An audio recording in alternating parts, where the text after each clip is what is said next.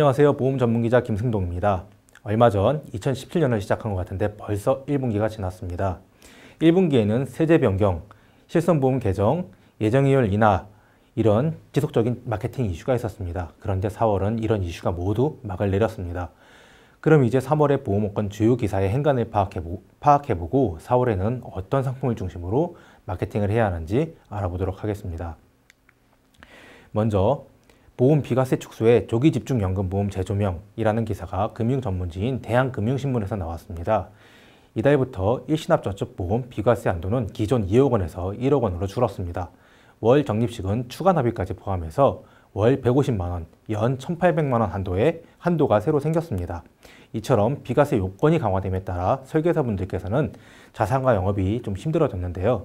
다만 탈출기구가 하나 있습니다. 바로 저축성 보험인 연금보험을 종신형으로 설계하고 연금 개시 후 수령 기간을 최대한 짧게 하는 것입니다. 죽을 때까지 수령하는 방법인 종신형으로 연금을 개시하는 조건으로 연금보험에 가입하면 월 적립식이라도 150만 원 한도 규제에서 예외됩니다. 따라서 종신형으로 가입하면서 조기에 집중해서 연금을 받으면 비과세 혜택을 여전히 누릴 수 있습니다. 예를 들어 40세라면 10년 동안 매월 추가 납입까지 포함해서 월 500만 원을 납입하고 50세에 연금 개시, 10년 보증 조기 집중용으로 컨설팅 하시면 됩니다. 이 방법이라면 자산가들도 여전히 비과세 혜택을 누릴 수 있습니다. 다음을 보시겠습니다. 25% 싸지는 실손보험 5년간 보험료 못 올린다 이라는 기사가 머니투데이에서 나왔습니다. 이번에 개정된 기본형 실손의료보험은 합리적 사유가 없으면 5년 동안, 그러니까 2022년 동안 보험료를 올릴 수 없다는 내용입니다.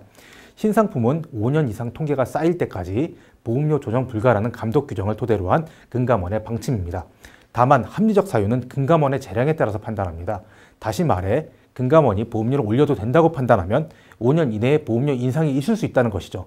어쨌건 이달부터 표준형 실손보험은 기본형과 특약형 구조로 변경되었습니다. 기본형은 보험료가 최대 30% 이상 저렴해졌습니다. 그러나 특약은 자기 부담금이 기존 20%에서 30%로 상향 조정되었습니다. 이미 대부분의 설계사들도 알고 계실 것으로 생각합니다. 워낙 중요한 이슈이기 때문입니다. 많은 언론에서 개정된 실손의료보험이 같은 보장의 보험료가 더 저렴해서 착한 실손보험이라고 주장하고 있지만 사실은 보장 범위가 줄었기 때문에 보험료가 낮아진 것에 불과합니다. 또 5년 후 보험료 폭탄이 터질 가능성도 있습니다. 민원의 원인이 될 수 있다는 것이죠. 따라서 소비자가 원하지 않는다면 굳이 새로운 실손보험으로 갈아타라고 하실 필요는 없을 듯합니다. 다음을 보시겠습니다. 가격이냐 인간관계냐 10명 중 6명 설계사 통해 차보험 가입이라는 기사가 뉴스핌에서 나왔습니다. 최근 손해보험사들은 다이렉트 보험 광고를 무지하게 합니다. 특히 지난해 스마트폰이나 PC로 소비자가 직접 가입할 수 있는 상품이 나오면서 가격이 저렴하다는 내용의 광고가 주를 이루고 있습니다. 하지만 실제 통계를 보면 아직도 설계사를 통한 가입자가 더 많은 것을 알 수 있습니다. 소비자가 보험에 가입하는 이유는 보상이라는 서비스를 받기 위해서입니다. 다이렉트 보험은 보험료만 쌓일 뿐 실제 사고 발생 시 서비스를 제대로 받을 수 없죠. 따라서 일부 소비자의 경우 다이렉트에 가입했다가 다시 설계사로 돌아오기도 합니다. 다만 자동차 보험도 전문성에 따라서 가입이 증가하는 설계사에게 몰리고 있는, 즉 빈익부 부익부 현상이 보이고 있습니다.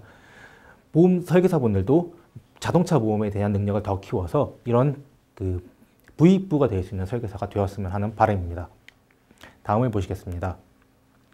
보험 복합 점포 전면 확대, 종신 차보험도 판매될 듯 이라는 기사가 뉴스핌에서 나왔습니다. 복합 점포와 방카슈랑스는 조금 다른 개념입니다. 방카슈랑스는 은행 창구에서 보험을 같이 판매할 수 있다는 개념입니다. 방카슈랑스는 25% 룰을 적용받습니다. 이는 한 보험사 상품을 25% 이상 판매할 수 없다는 규정입니다. 또 방카슈랑스에서는 종신보험이나 자동차 보험은 판매할 수가 없습니다. 반면 복합점포는 은행의 쇼핑숍 형태로 보험사 지점이 들어간다는 것이죠. 다만 쇼핑숍 이 지점은 어떻게 디자인하느냐에 따라서 이게 창구인지 혹은 쇼핑숍인지 매우 애매하게 디자인될 수 있습니다. 아무튼 복합점포는 보험 지점이기 때문에 방카슈랑스 규제를 받지 않습니다. 25% 룰 규제 대상도 아니고 종신보험이나 자동차 보험도 판매할 수 있습니다. 보험 복합 점포가 전면적으로 확대되면 설계사분들의 실적은 많이 좀 낮아질 수 있습니다. 이런 우려가 됩니다. 참고로 현재 방카슈랑스는 생명보험사 전체 초회 보험료 중 약 60% 이상을 가져가고 있습니다. 규제가 어떻게 풀어질지 잘 지켜봐야 할 것입니다. 다음을 보시겠습니다. 보험상품 비교 설명제 구멍 숭숭, 불안전 판매 여지 충분이라는 기사가 뉴스핌에서 나왔습니다. 이달부터 500명 이상 대형 GA는 상품을 판매할 때 의무적으로 3가지 이상 상품을 비교해서 판매해야 합니다. 그러나 너무 걱정하실 필요는 없습니다.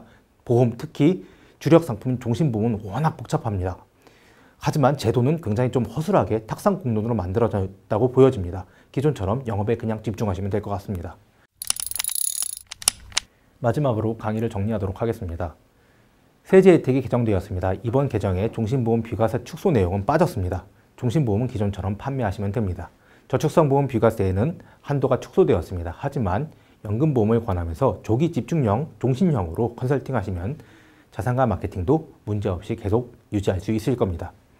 자동차 보험은 가격 경쟁이 매우 심한 시장입니다. 그래도 설계사가 전문성만 갖추면 소비자들은 여전히 설계사들을 찾습니다. 결국 보험 시장은 갈수록 전문성이 핵심이 될 것입니다. 보험 복합 점포가 하반기에 확대될 예정입니다.